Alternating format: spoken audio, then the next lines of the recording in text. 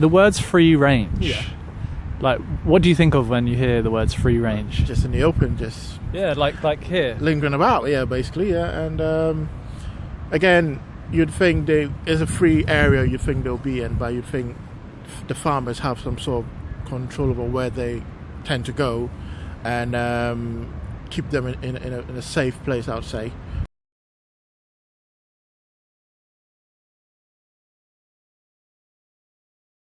The chickens are not caged.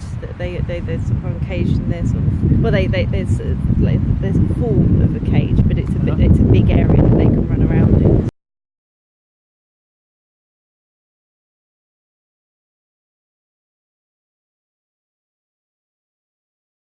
in the UK, it's legal. It's legal to house 16,000 chickens in one shed, in one housing. Did you know that? Never knew. Every day's a school day. It's new information. I never knew that, but that's quite a lot of. How do you think that looks? Awful. I think, I mean, as humans, you wouldn't want to be in that sort of situation, and that's a bit. That's more like an eye opener for me. I didn't know 16,000, but that's crazy. But yeah, if that's the case, something needs to be done to sort of address that situation.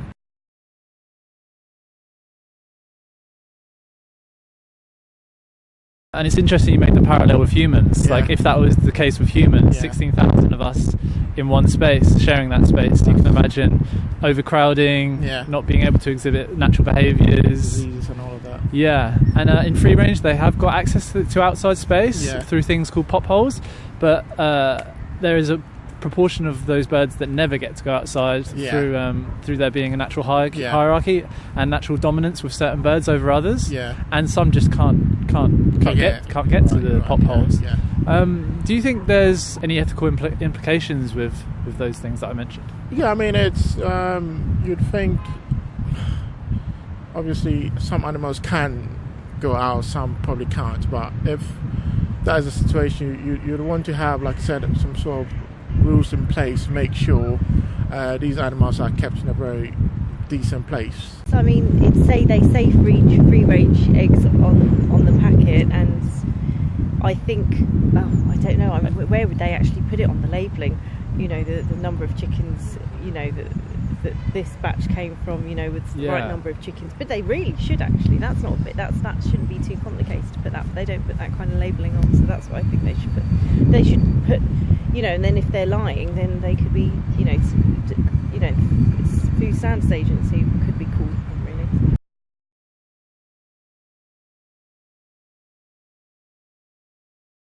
So those conditions that they're in is legal. So they're abiding by the law. It is legal. I thought the sunlight thing was illegal. So they have to have able to have access to it. So if these conditions and practices are legal, why do you think they don't put them on the eggs or tell the general public the extent of the conditions that they live in? I don't think they care enough. I don't think they care enough. They say they care about animals, but I think that's where sort of like profit comes into it, and efficiency, and you know, it's less time consuming to put things like that on packages, and for them to care enough about animals because it's not efficient enough for their business. If free range is the best version of eggs, and the conditions are 16,000 of these birds legally being able to house in one shed, overcrowding, and you know, not being able to exhibit natural behaviours or be outside. If that's the best option, do you think we've got a moral obligation to not be buying these products? I think yes, I think we have a sort of moral obligation to obviously respect these animals' rights.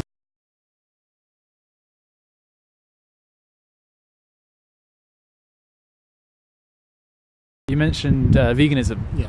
And being able to be healthy without these products. Do you think, you mentioned as well how important it is to give these animals dignity and respect.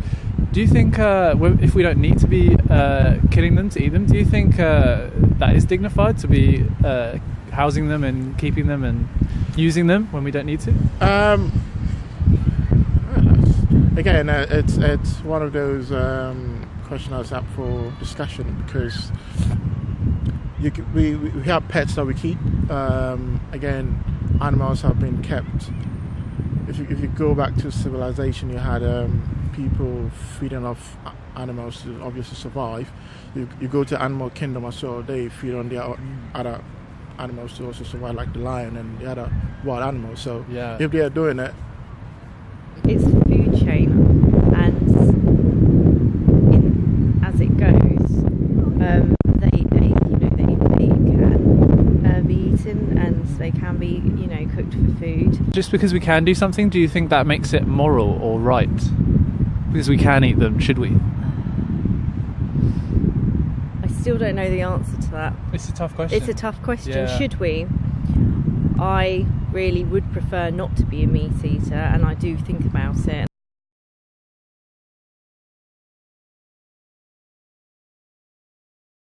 I like the taste of meat too much, and I'm a busy single mum. There's, I don't know, for my energy levels, I get get the protein from the meat and stuff, and I can get protein from other places. But I guess in a way, I enjoy the taste.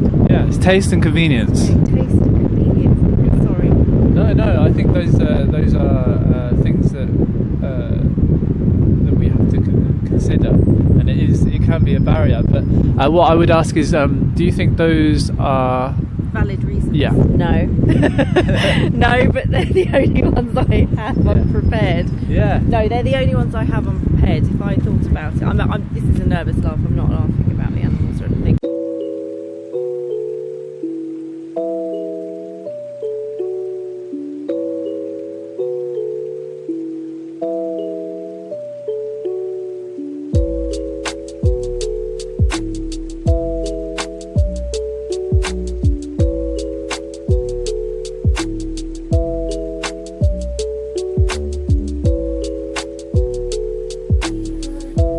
But yeah, there are alternatives, and I do love nature and I do love animals, so I do have this conflict in my head.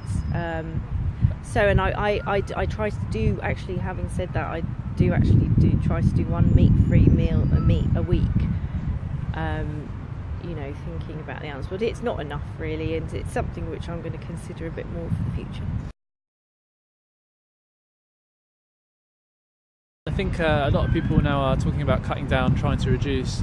But meat, yes, I am doing products. that, and the meat products I'm eating, I'm trying to reduce. And all kinds of animal use, because ultimately it's all unnecessary, isn't it? Testing on animals, entertainment, and food if we can be healthy without those products. Yeah. What I would ask when we talk about cutting down, does it matter how much we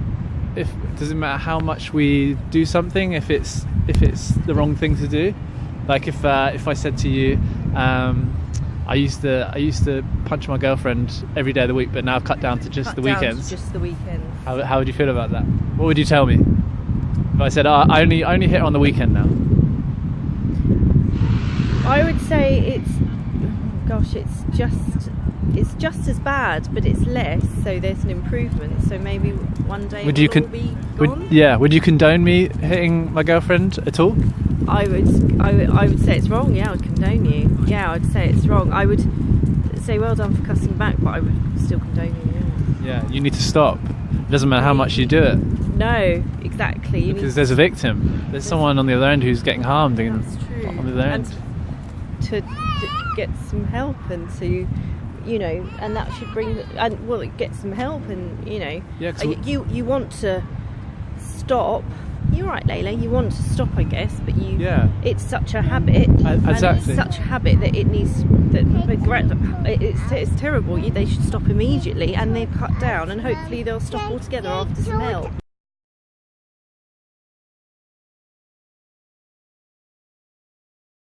I guess using that analogy, there is a lot of reasons why we might do something that is maybe against our own morals, or something that we don't agree with, because there might be a lot of barriers, or a lot of conditioning, or things we've grown up with, or our own how we've been treated in our life. So I think it takes a lot of reflection, doesn't it? And ultimately education.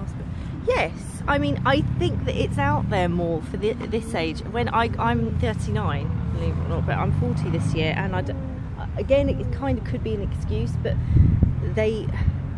they talk about, you know, the vegetarian alternatives and you know, vegan food much more, I think, these days, and it's out there, you know, on the cooking programs in the media more, whereas when I was growing up it was less so. It's education and media.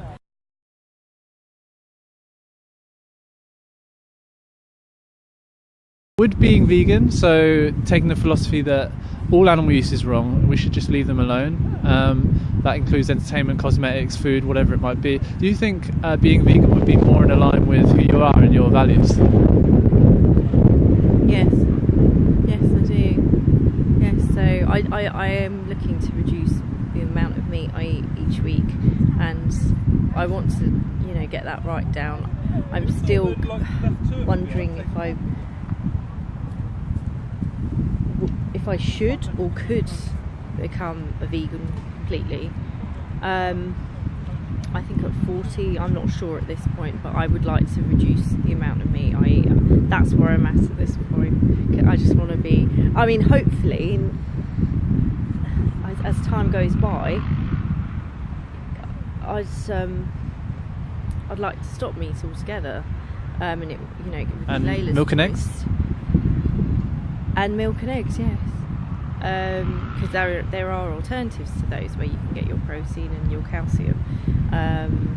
So yes, that would be the end goal, you know, sort of in the next 5 years maybe. That's great to hear. Thank you so much for chatting with me today. That's okay. I really appreciate it. That means you're extra, extraordinary.